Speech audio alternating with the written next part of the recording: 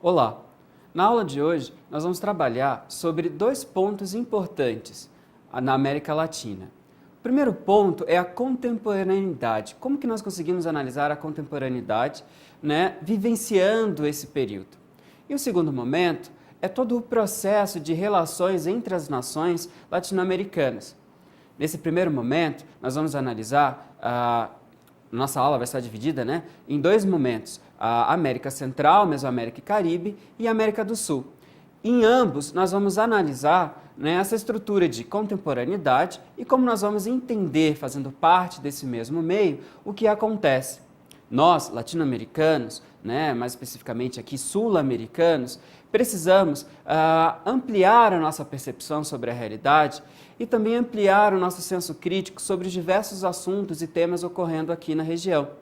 Lembrando que a região, ela não é uma região fechada, uma região solidificada. Existem muitos desafios ainda a serem vencidos e nós podemos fazer parte disso, junto com as nossas pesquisas, estudos e nossa atuação profissional, para facilitar a vida dos nossos vizinhos junto conosco.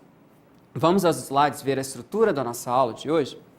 No primeiro momento, nós vamos falar sobre a apresentação da história da América Latina no século XXI, o século ao qual nós estamos inseridos. E aí, no nosso primeiro momento da aula, nós falaremos sobre a Mesoamérica e o Caribe, relembrando alguns pontos já trabalhados ao longo das nossas aulas, bem como tentando traçar um recorte de como o México, como outras regiões da região, se inserem dentro do cenário internacional e também da estabilidade política interna. Vamos ver que algumas crises ainda perduram, como os processos de migração. Na América do Sul, nós olharemos, no segundo momento da nossa aula, sobre os atuais acontecimentos a partir do ano 2001 até agora. É nesse sentido que nós vamos tentar identificar, além dos processos de integração regional, como nós já vimos um pouco na última aula, também interpretar as mobilizações sociais e a nova esquerda, um assunto extremamente importante que surgiu aí durante os últimos anos. Depois da apresentação, nós vamos à estrutura da nossa primeira aula. Na nossa primeira aula, que falamos sobre a Mesoamérica e o Caribe, nós temos a contextualização. Nessa contextualização, apresentaremos a história política recente, tanto mexicana como centro-americana. Evidentemente que muitos assuntos não conseguirão entrar dentro do nosso tempo, mas estão presentes no livro. Vão lá, analisem e, bem como nós estamos falando de uma matéria contemporânea, observem os jornais, observem as notícias, tentem entender e interpretar o que acontece no período e na região. Busquem informações sobre o México, sobre o Caribe, as nações da Centro-América, porque aí nós conseguiremos trabalhar de forma mais crítica com o conteúdo, sempre exercitando a nossa análise. Depois, nós teremos a instrumentalização. Vamos ver que hoje nós vivenciamos um período de transição e vamos identificar por que dessa palavra, já que nós não podemos afirmar qual de fato o período que a contemporaneidade ou o presente se insere. Depois, nós teremos a aplicação. Na aplicação, continuaremos com os estudos comparados, identificando o que podemos estudar e incentivando a pesquisa como um modo de desenvolvimento ao nosso senso crítico, a nossa percepção crítica como profissionais, que será dado após a revisão na síntese. Então, vamos iniciar o primeiro momento da nossa aula, contextualização da história política recente, na Mesoamérica e no Caribe.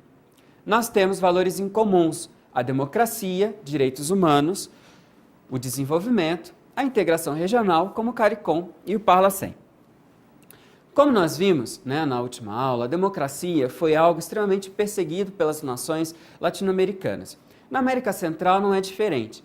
Não podemos dizer que todas as nações latino-americanas buscaram a democracia, mas nós podemos dizer que ela foi incentivada também por um cenário internacional.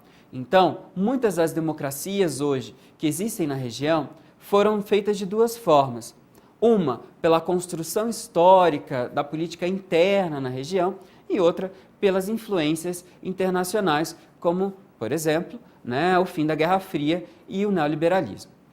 Posteriormente, nós vamos ver uma nova reestruturação da região com as crises ambientais e as crises humanitárias, como no caso do Haiti, que sofreu diversos abalos sísmicos dentro do processo de democratização da região. Vamos voltar aos slides só para a gente ver alguns pontos importantes. Na democracia, nós temos a participação popular nas decisões do governo. Nos direitos humanos e desenvolvimento, nós temos essas questões de ajuda humanitária, de intervenção internacional para a paz, bem como uma estruturação da economia e da sociedade, como no caso do Haiti. Também teremos, no caso de democracia, direitos humanos e desenvolvimento e na integração regional, a presença do CARICOM e do Parlacen, que envolve todos esses valores. Baseado agora nos direitos humanos e desenvolvimento, nós vamos trabalhar sobre como a concepção de direito humano chega na América Latina. Direitos humanos, ele tem um processo histórico de construção que não é do século XXI e também não é apenas do século XX. Com o processo do pensamento renascentista e depois o pensamento iluminista, lá entre o século XV e XVI ao século XVIII, muito se preocupou com a função e com os direitos do homem. O indivíduo, dentro de uma organização política, ele deve ter determinados direitos. Ele não abre mão de todos os seus direitos. Com a Revolução Francesa, ao final do século XVIII, bem como a independência dos Estados Unidos e, posteriormente, a independência do Haiti, começa a se pensar em direitos individuais, ou seja, um pensamento liberal, do século XIX e no início do século XIX, ao longo do século XIX, pega o início do século XX, os liberais utópicos, como o presidente norte-americano Woodrow Wilson, que foi um dos grandes apoiadores da criação da primeira organização internacional que, de fato, tinha essa preocupação com direitos humanos, que foi a Liga das Nações. Ainda não tão preocupada como a Organização das Nações Unidas, que surge posteriormente à Liga das Nações, foi na Liga das Nações, aí no período entre guerras, 1919 a 1939, esses 20 anos, que alguns vão chamar de 20 anos de crise, porque levaram à Segunda Guerra Mundial, como Edward Hallekar chama assim, a Liga das Nações, ela vai institucionalizar, ou seja, ela vai criar normas, procedimentos, regras, expectativas de comportamento diante de um tema, que é o direito do homem, direito do indivíduo. Então, se do Renascimento até a Revolução Francesa foi-se implementado percepções que o indivíduo possui direitos, direitos não direitos coletivos, mas direitos individuais, a partir do século XX, esses direitos vão ganhando forma internacional, por meio de organizações internacionais. E é por isso que a gente fala de institucionalização. Organizações internacionais são instituições a nível internacional. Os direitos humanos, quando eles começam a ganhar forma, através da Liga das Nações e posteriormente com a Organização das Nações Unidas, a Carta das Nações Unidas, que ali especificam os atuais direitos humanos internacionais aos Estados-membros da organização, a ONU ela passa a incentivar uma preocupação regional. Na preocupação regional, e aí nós estamos falando da América Latina, a Organização dos Estados Americanos, a OEA, ela também vai se preocupar com os direitos humanos. A OEA, que faz parte do sistema ONU, ou seja, ela é uma organização vinculada à Organização das Nações Unidas, portanto, ela defende os mesmos preceitos, os princípios básicos, tendo apenas uma especialização regional, ou seja, América, continente americano, não só América Latina, do Canadá ao Chile, a Organização de Estados Americanos, ela também vai lutar para sanar desafios relacionados a direitos humanos. O que seriam, então, direitos humanos? Dando alguns exemplos. Direito à moradia, direito à liberdade, direito à religião, direito à expressão e manifestação cultural, direito à estrutura social, direito a ter nacionalidade, ou seja, direito de pertencer a uma nação, consequentemente, direito das nações existirem. Então, os direitos humanos, eles perpassam todos os ciclos do crescimento do indivíduo, desde a infância até a velhice. E nós temos uma série de instituições e organizações internacionais que vão cuidar disso. Mas e dentro dos estados? Os estados que fazem parte da ONU, ou seja, eles são membros da Organização das Nações Unidas e que também fazem parte da Organização dos Estados Americanos, eles se comprometeram a defender os direitos humanos. No século XXI, ele é marcado por grandes planejamentos, grandes estratégias para o crescimento sustentável. O crescimento sustentável, o desenvolvimento sustentável, ele significa que os indivíduos devem alcançar uma melhor qualidade de vida, bem como protegendo os recursos naturais e os seus direitos individuais, os seus direitos humanos. A proteção dos direitos humanos, portanto, dentro das nações que fazem parte desse regime internacional de direitos humanos, ou seja, os membros da ONU, da Organização dos Estados Americanos, enfim, eles se comprometeram a instrumentalizar, ou seja, a criar agências, normas, constituição, medidas internas dentro do seu Estado para proteger os direitos individuais. E muito se fez e muito se avançou na América Latina em relação a isso. Agora, em momentos de crise. Em momentos de crise, o que a gente percebe, como no caso do Haiti, com abalos sísmicos, né, estruturas de Estado, estrutura social abaladas, destruídas, corrompidas pela natureza, mas também, né, alguns casos de estruturas corrompidas pelo próprio governante, né, em estados mais totalitários. O que acontece nesses momentos é que é preciso uma intervenção internacional. As nações amigas, que seria a construção, né, o que está por detrás da Organização das Nações Unidas e também o que está por detrás da Organização dos Estados Americanos, né, essa relação de nações amigas, elas vão apoiar uma intervenção para que os direitos básicos, né, do indivíduo, os direitos humanos, eles sejam defendidos.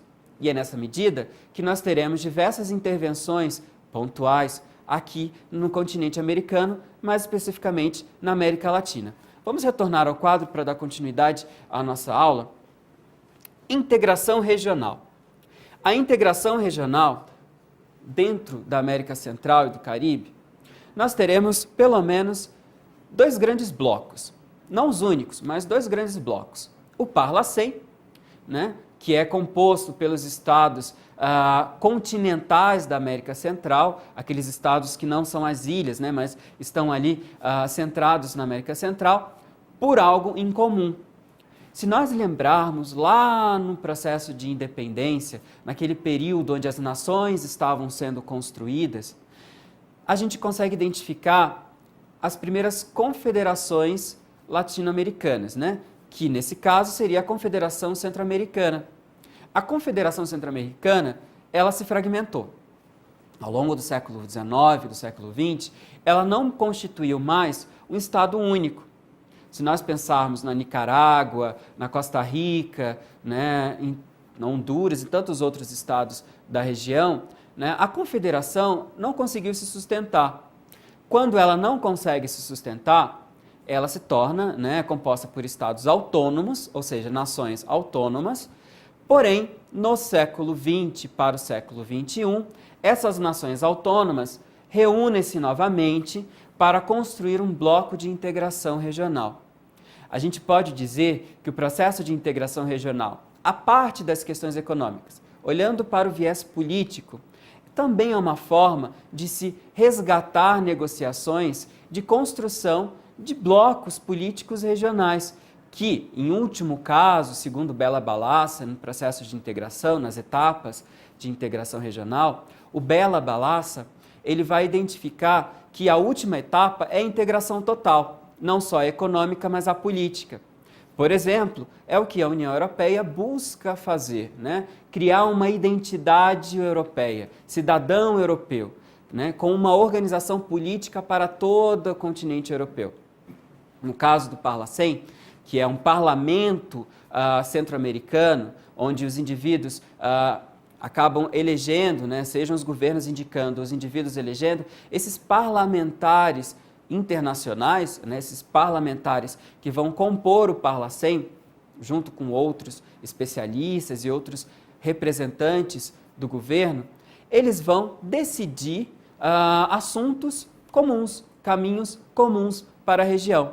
O Panamá, né, o estado que historicamente era da Colômbia, foi à independência e depois voltou a ser um estado com tropas estrangeiras protegendo o Canal do Panamá, né, protegendo o grande eixo comercial do país.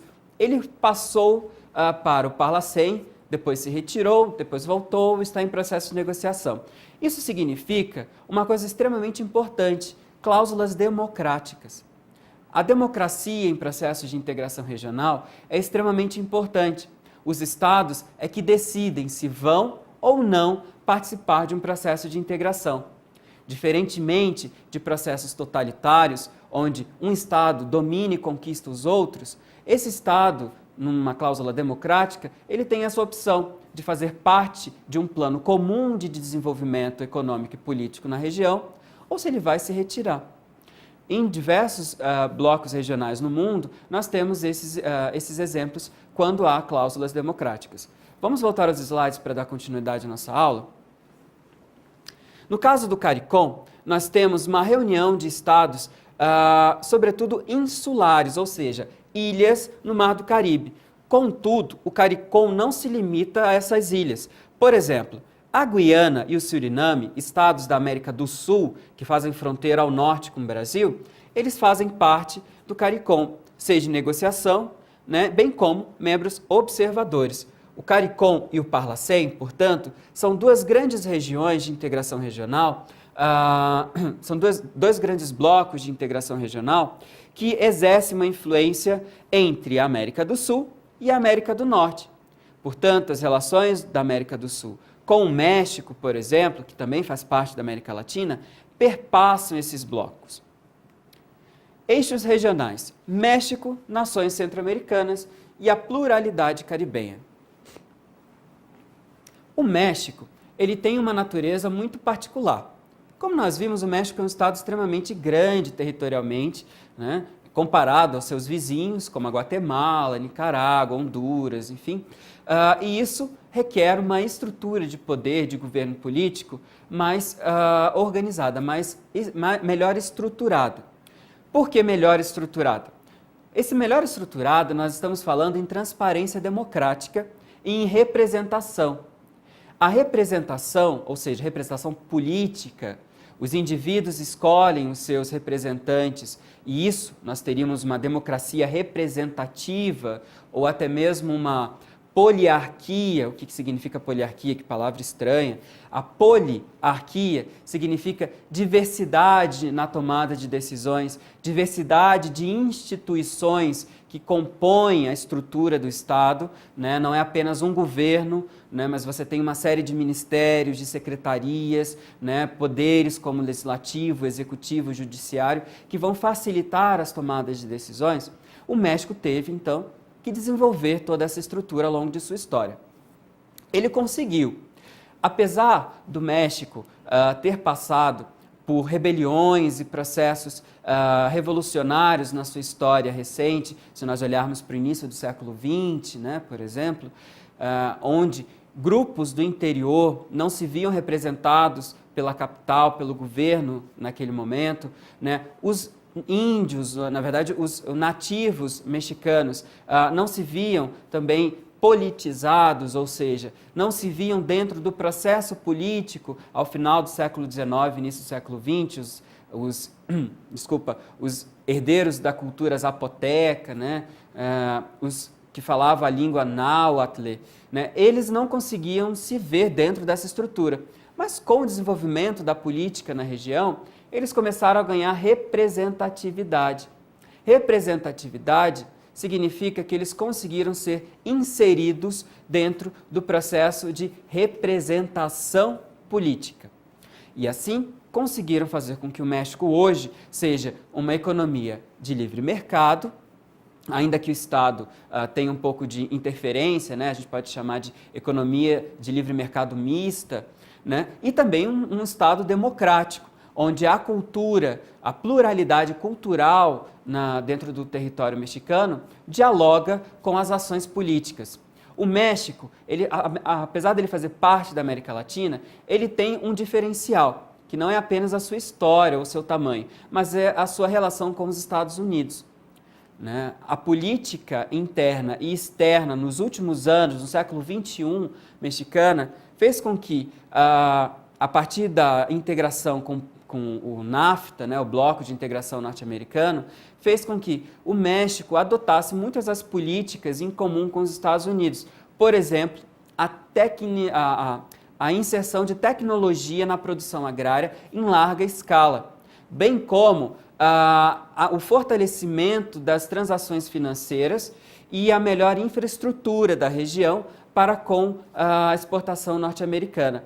O México acabou recebendo grande investimento do NAFTA, tanto dos Estados Unidos como do Canadá, e possui, para os cidadãos mexicanos, um acesso mais livre aos territórios dos Estados Unidos e também do Canadá, coisa que não acontece para muitas outras nações latino-americanas. Seguindo a nossa estrutura, né, do slide, nós podemos identificar que nas nações centro-americanas nós teremos uma pluralidade, bem como no Caribe. As nações centro-americanas, elas possuem hoje uma tentativa de cooperação internacional, uma política interna voltada para o desenvolvimento na captação de recursos e capital estrangeiro, bem como buscam uma democratização das suas políticas.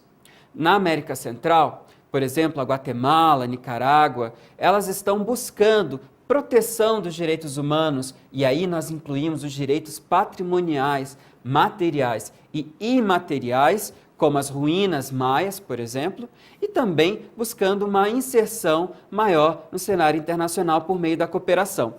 A pluralidade caribenha está definida, sobretudo, pela grande diversidade de processos coloniais distintos.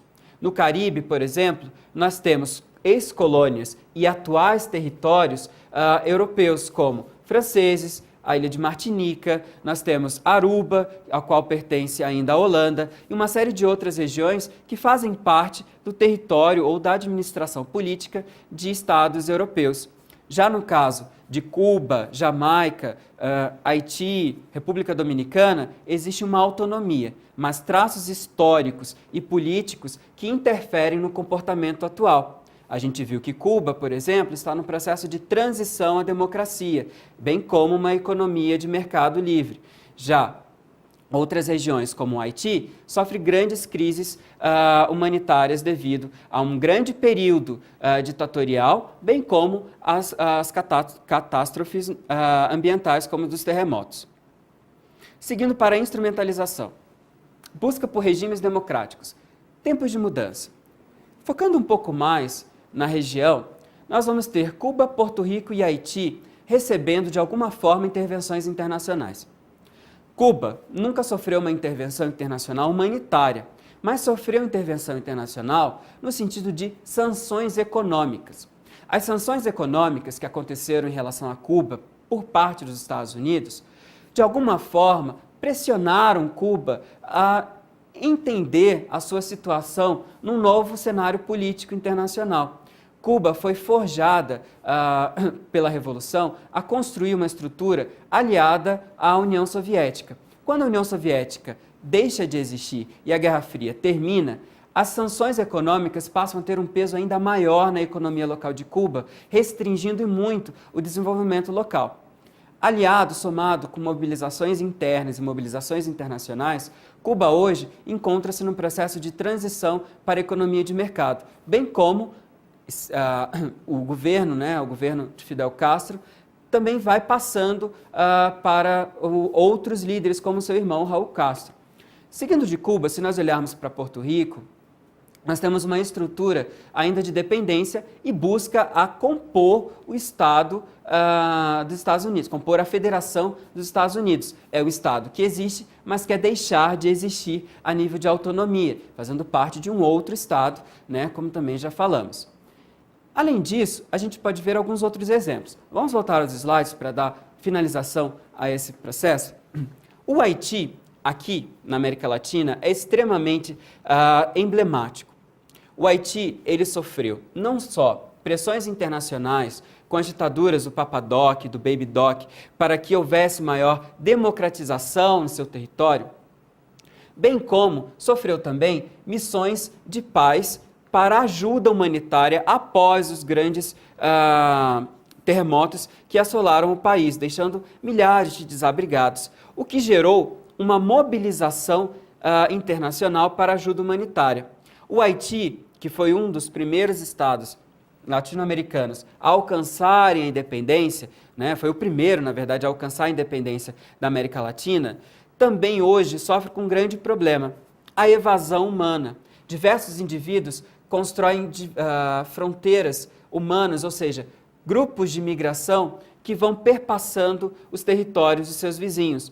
Atualmente, Estados Unidos é um dos maiores países que recebem migrantes haitianos, esses fluxos humanitários que criam novas fronteiras culturais e novas fronteiras de influência política e cultural da cultura haitiana na América Latina. O Brasil também recebe um grande número de haitianos. Agora, faço uma ressalva, não podemos confundir refugiado com imigrante. O imigrante, aquele que chega, ele não necessariamente tem a mesma característica internacional do refugiado. O refugiado, por direito humano, deve ser sempre acolhido à nação ao qual ele pede ajuda. Aplicação. Na aplicação, a gente tem, como nós falamos, temos que ter um mínimo de proximidade, processos diferenciados e o que comparar. Por exemplo, no nosso caso, a mobilização regional pelo desenvolvimento comum. Quais fatores as unem? A mobilização regional, e a gente pode ver não apenas a integração regional, mas pactos bilaterais e multilaterais das nações, bem como a composição de agenda internacional, a cooperação e a defesa de identidade internacional, pode ser visto, numa análise comparativa, pelos movimentos sociais. Vamos deixar agora um pouco de lado os estados e olhar para as sociedades. É muito fácil nós conseguirmos identificar hoje movimentos artísticos, culturais, movimentos de diálogos sociais dentro da América Latina que facilitam uma cooperação e uma mobilização dessas nações na região, diante de questões internas e também diante de questões externas. No caso da América Latina, sobretudo da Mesoamérica e do Caribe, nós conseguimos identificar um ir e vir de informações, um ir e vir de indivíduos que podem sustentar, suportar uma nova forma de integração e cooperação que não é feita pelos Estados. Os tidos movimentos transnacionais, que transpassam as fronteiras, não apenas liderados por indivíduos, mas também por empresas e organizações não governamentais. Assim, nós conseguimos identificar, por exemplo, quais são os índices de participação social em determinados estados diante de produção musical, diante de decisões ou participação nas tomadas de decisões locais, como em prefeituras, como em associações de moradores, de modo geral. Ok? Então vamos dar continuidade à nossa aula. Quais fatores as unem?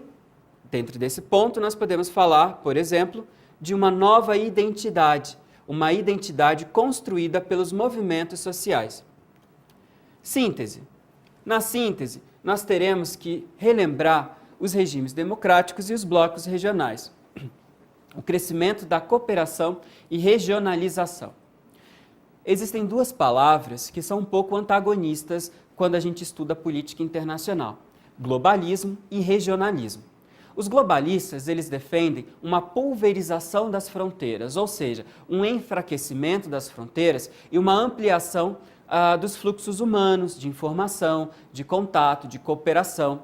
Na América Central, nós podemos identificar esse processo, bem como por meio dos processos de integração regional, da democracia e das novas tecnologias. O outro conceito, o regionalismo, significa que os estados estariam tomando medidas, ou as suas sociedades, tomando medidas protecionistas, tentando valorizar ao máximo as suas identidades e se fechando a dinâmicas internacionais mais agressivas. Nesse sentido, nós temos então uma construção de dois lados, de duas polaridades que nós podemos investigar. Será que a América Central, com os novos processos contemporâneos de democratização, neoliberalismo, integração regional, interferência de dinâmicas internacionais, como questões da tecnologia, enfim, será que eles estão mais globalistas ou mais regionalistas? Será que eles estão mais abertos, mais em contato entre si, entre as nações vizinhas e regionais? Ou não, eles estariam se fechando? Daí fica a critério do aluno observar dados, fazer pesquisa no nosso livro de apoio, bem como em outras referências bibliográficas e trazer uma resposta, trazer uma hipótese a ser comprovada pela pesquisa. Para finalizar, olhando para os slides, nós conseguimos identificar esses blocos regionais e regimes democráticos. Na América Latina, todos os blocos de integração regional são formados por cláusulas democráticas, ou seja, os estados precisam ter um regime democrático para participar do bloco. Assim, nós conseguimos concluir essa primeira etapa da aula. Então, nós vamos entender um pouquinho mais, olhando para o caderno, para o livro de apoio, para identificar democracia e cooperação internacional.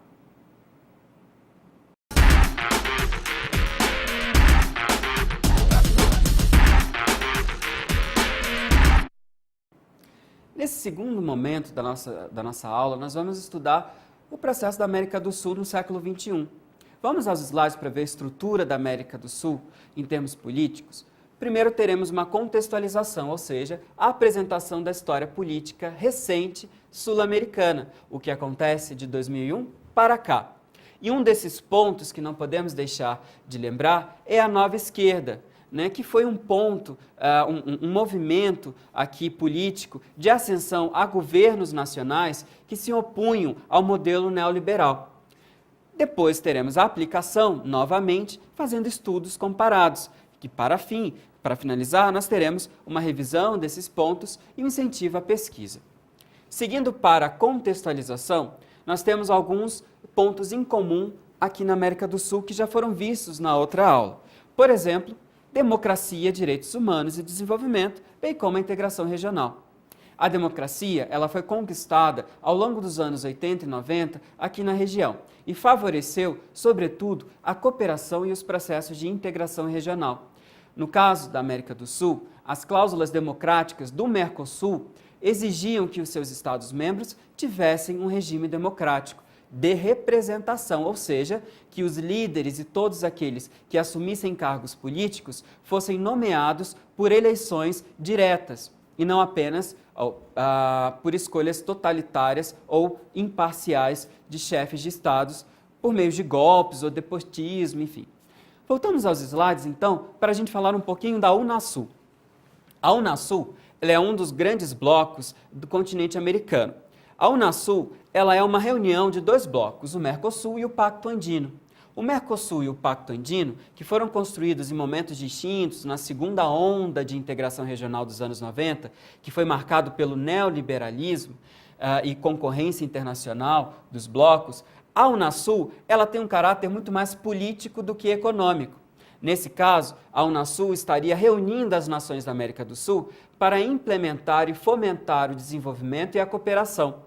Em alguns casos, até podemos dizer que a Unasul ela surge também com um propósito de segurança regional. Muitas das vezes, quando isso foi colocado no cenário internacional, gerou um pouco de incertezas e instabilidades por parte dos Estados Unidos e outras nações vizinhas. Mas no caso da segurança que a Unasul busca, é sobretudo uma segurança interna, capacidade de desenvolver e resolver problemas e desenvolver ferramentas para solucionar questões transnacionais da região, como, por exemplo, o tráfico de drogas, as Farc, o tráfico de pessoas, e também o tráfico de animais. Desafios regionais, assimetrias econômicas, posicionamentos externos distintos e ausência de uma liderança comum. No caso econômico, aqui na América do Sul, nós temos estados em posicionamentos diferenciados a nível econômico. Nós temos estados extremamente industrializados, como o caso do Brasil, o caso da Argentina, mas nós também temos estados que ainda estão num processo extremamente agrário ou em fase de transição, que é o caso da Bolívia, que tem duas grandes regiões extremamente distintas. Essas assimetrias, elas dificultam o processo de cooperação e também o processo de integração. Por quê?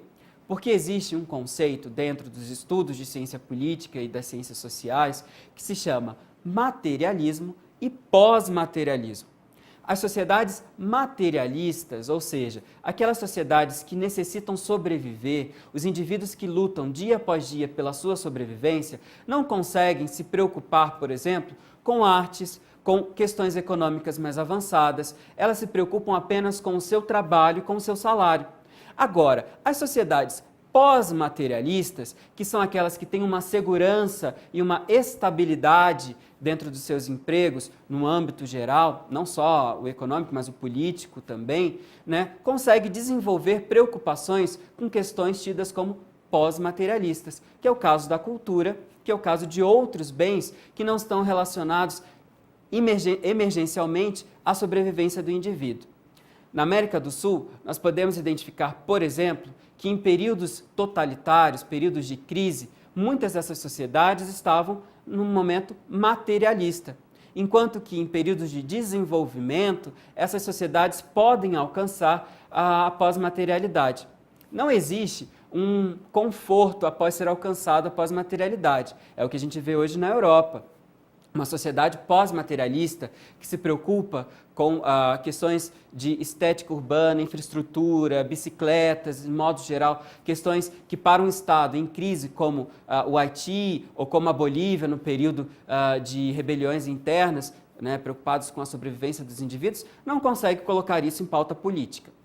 Nesse sentido, vamos voltar aos slides para a gente dar continuidade também à nossa aula.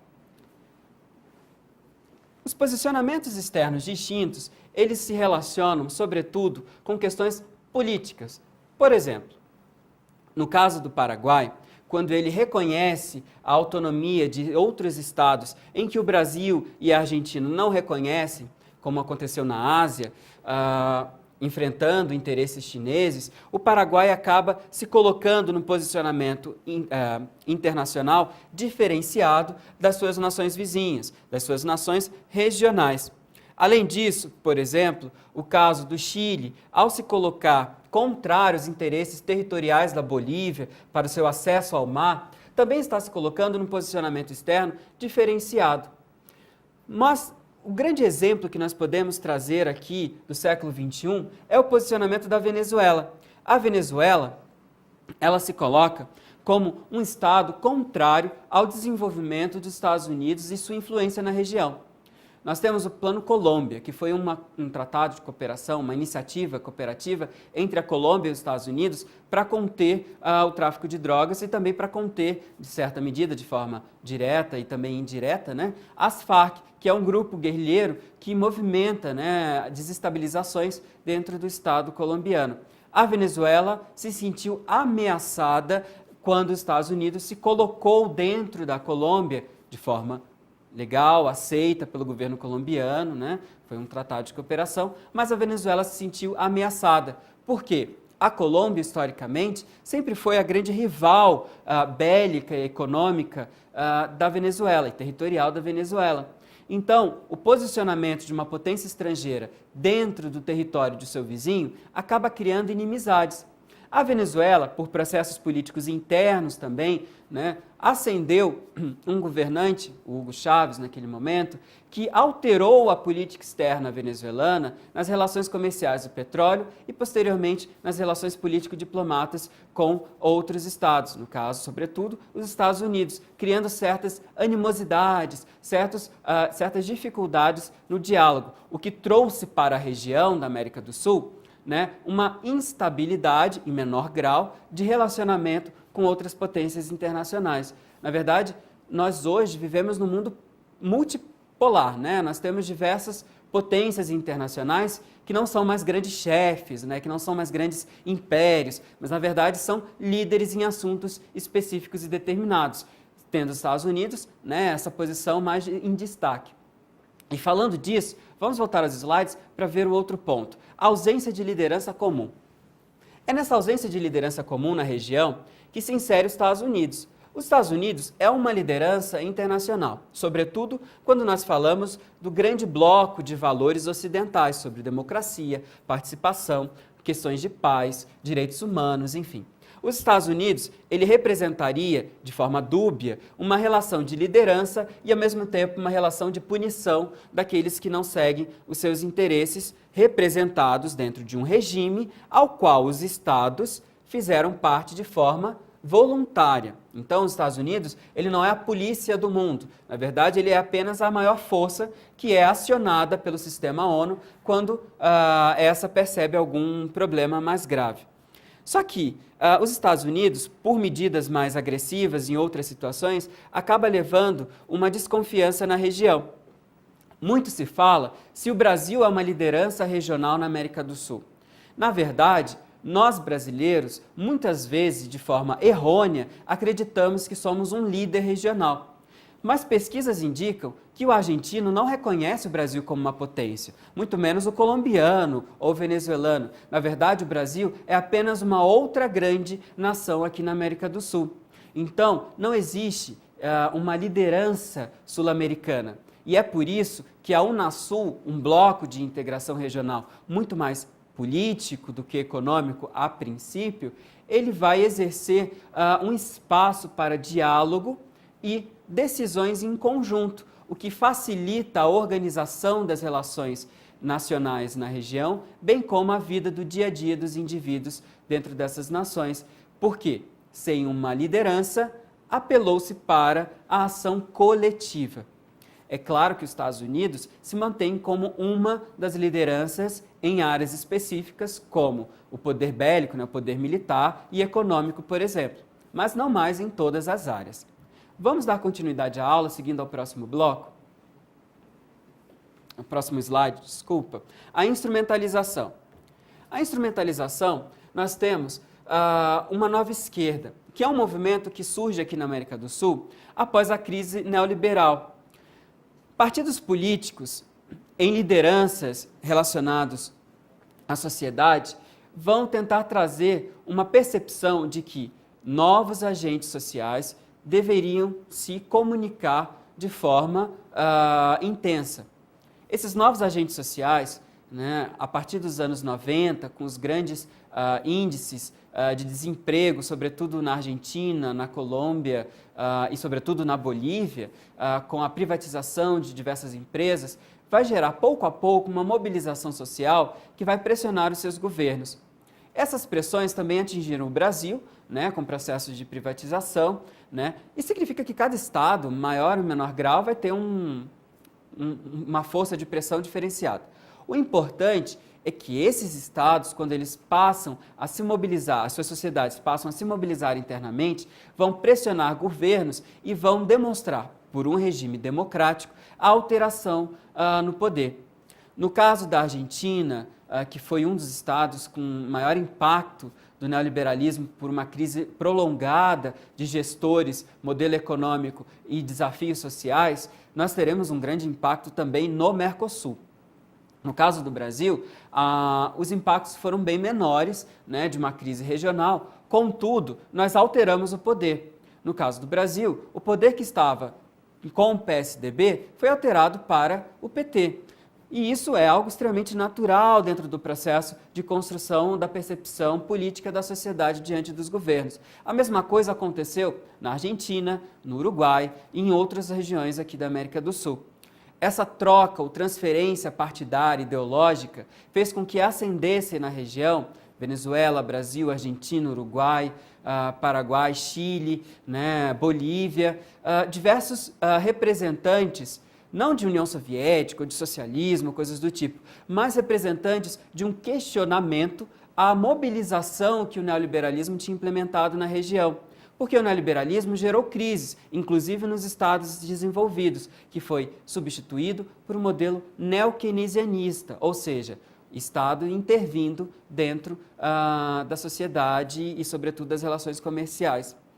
Nessa tentativa de se retirar o modelo neoliberal dos estados e colocar um modelo mais neo-keynesiano, ou seja, o Estado tentando controlar os fluxos comerciais, essa nova esquerda, essa nova frente de oposição ao modelo neoliberal, ela cresceu e tomou espaço dentro das nações, ou de boa parte das nações sul-americanas, o que favoreceu também a criação da Unasul, por exemplo. A nova esquerda, ela acaba gerando uma grande movimentação no início dos anos 2000, que faz com que diversos novos diálogos coexistam entre estados que antes não tinham uma relação tão próxima, que é o caso, por exemplo, da Venezuela-Brasil, Venezuela-Argentina, né? Que é o caso também do Chile-Brasil, que tinha uma relação muito próxima durante o período imperial brasileiro, mas que durante a República tinha se afastado um pouco. Né? Então, você tem diversas novas relações entre nações que são muito mais importantes do que períodos políticos. Na verdade, governantes, eles passam, mas as relações entre os estados, elas se mantêm por meio de tratados e acordos registrados entre as nações. Vamos voltar aos slides para dar continuidade ao nosso assunto? Os partidos políticos e lideranças em sintonia, que foi essa nova esquerda que veio questionando a crise do neoliberalismo, hoje ela tem uma relação também de sofrer críticas, que é algo extremamente natural da política. Né? O caminho natural da política é sempre dado pelo questionamento dos indivíduos em relação ao futuro das nações. A nova esquerda hoje, ela encontra uma certa fragmentação. Desde o Mujica, o presidente do Uruguai, né, passando pelo Hugo Chávez, depois pelo presidente Lula, pelos Kirchner na Argentina, né, o presidente, depois a presidente Kirchner na Argentina, a Bachelet, enfim, uma série de outros líderes aqui na região, na América do Sul, eles vão começar a entrar num desgaste político interno que vai favorecer um questionamento. Não vamos entrar no mérito se é certo ou errado o que eles fazem, porque isso vai para o aluno fazer. Vocês é que vão identificar como vocês interpretam essa nova esquerda e essas novas relações por meio de tudo que nós já vimos no processo de construção da história política comparada da América Latina. Vamos voltar aos slides então para dar continuidade à nossa aula. A cooperação Sul-Sul, ela foi estabelecida não apenas na região da América Latina. Foi quando essa nova esquerda identificou uma série de outros estados fora da América Latina ao qual poderiam fazer parcerias e terem ganhos múltiplos, como, por exemplo, a África subsaariana e o Sudeste Asiático. Sobretudo na África subsaariana, nós tivemos uma cooperação Sul-Sul muito intensa. E aí podemos destacar o Brasil com o estado de Angola e Moçambique, que são ex-colônias portuguesas também. A transferência de políticas públicas, como o combate à AIDS, foi um grande avanço dentro do estado de Moçambique, e também a construção de infraestrutura em Angola facilitou e muito a entrada de produtos brasileiros no continente africano.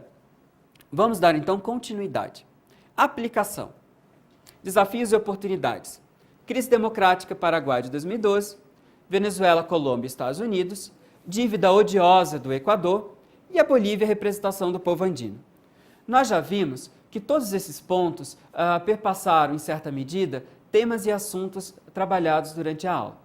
No caso da dívida odiosa do Equador, que talvez a gente tenha falado um pouco menos, vale a pena a gente ressaltar que quando o presidente Rafael Garcia, né, ele chega ao governo do Equador, ele vai controlar as políticas fiscais, né, as políticas econômicas, e vai exigir que todas as dívidas internacionais do Estado sejam investigadas. Ou seja, todos os períodos anteriores de governos equatorianos que passaram no poder sejam investigados, uma auditoria. O Rafael, que faz parte, né, dessa esquerda em oposição ao neoliberalismo, ele vai identificar que muito da dívida contratada pelo Estado, pelo Equador, no cenário internacional, ela é odiosa, é um conceito histórico, ou seja, ela foi tomada sem a consulta do povo. E ele conseguiu reduzir o pagamento da dívida internacional do país, pegando todos os juros, parte desses juros, né, que iriam a pelo menos 20%, 30% de pagamento de dívida externa e investir na educação. Vamos voltar ao slide para a gente ver um pouquinho a estrutura. A crise democrática do Paraguai é para nós ressaltarmos que quando houve um problema na sucessão presidencial do Estado, o Paraguai foi expulso, aliás, ele foi, não foi expulso, ele foi afastado do bloco do Mercosul até que a situação fosse resolvida, fortalecendo a ideia de cláusula democrática na região. A Venezuela, Colômbia e Estados Unidos, como nós vimos, né, tem uma relação um pouco mais complicada, dado a interferência do Plano Colômbia por parte dos Estados Unidos e Colômbia, muito próximo ao território venezuelano, para o combate das Farc, que atuam dentro da Colômbia. A dívida odiosa do Equador foi uma tentativa de negociação positiva, que funcionou, que fez com que o Equador poupasse boa parte dos seus lucros do seu PIB, que iria pagar uma dívida externa, e readequasse esse dinheiro ao investimento na educação. Por fim, a Bolívia, a representação do povo andino, nós temos Evo Morales, que foi um dos primeiros representantes na América do Sul de povos nativos a chegar ao poder. Independente de modelos econômicos e políticos, o importante é mostrar a representatividade de uma das maiores parcelas da população boliviana que nunca foram representadas em seu Estado nacional. Por fim, nós temos a síntese, estruturas políticas. A síntese das estruturas políticas, nós temos novos modelos de desenvolvimento e, na parte da herança, a cooperação regional e novas representações.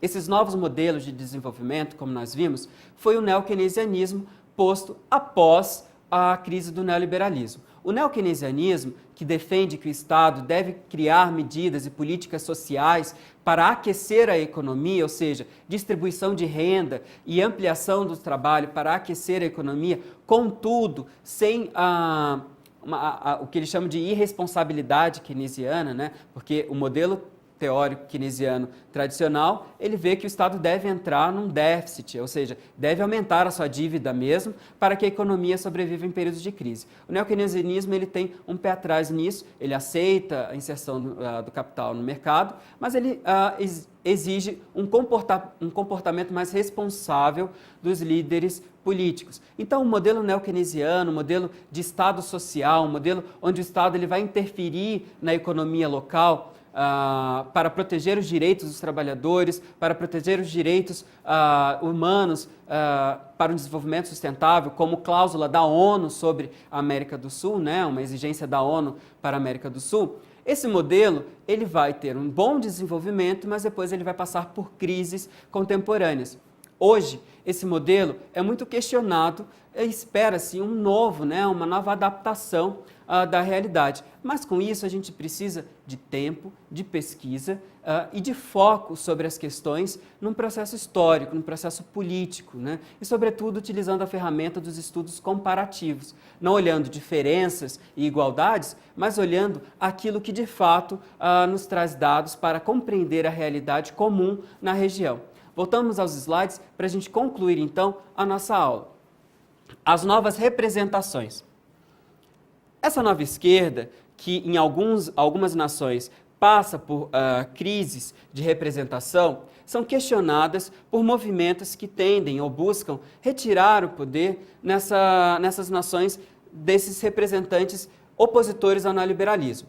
Vale ressaltar que as novas representações que surgem, né, na América do Sul, elas não necessariamente são neoliberais e nem tampouco estão criticando os avanços, né, feitos por esse modelo, mas sim o atual momento visto. O cenário internacional com crises econômicas, né, o cenário internacional entrou a partir de 2008, né, ao longo de toda a década de 2010, ele está numa crise internacional, segundo economistas em projeção, estudos de projeção, ela se perpetuará por um longo tempo. No caso da América do Sul, estados entraram em crise econômica como reflexo desse movimento internacional, mas também teriam crises internas, crises sociais, crises de representação e legitimidade de políticas públicas. Essas crises, na verdade, deram uma nova possibilidade com que oposições, grupos de oposição, né, opositores, se reorganizassem e se colocassem questionadores a esses movimentos. Como estamos numa estrutura democrática, esperamos que esse diálogo sempre aconteça da melhor forma possível entre todos os lados envolvidos para o futuro das nações sul-americanas. Ao encerrar a aula, eu gostaria que vocês fossem ao livro de apoio, estudassem o último capítulo e, se possível, fizessem uma revisão de todo o conteúdo para compreender a trajetória política da América Latina. Dessa forma, eu gostaria também que vocês desenvolvessem o senso crítico de vocês, buscando outras referências bibliográficas, para fazer um contraponto, cruzar dados com o que foi apresentado aqui, dentro de percepções próprias, com outros autores, pesquisadores e também com outros professores.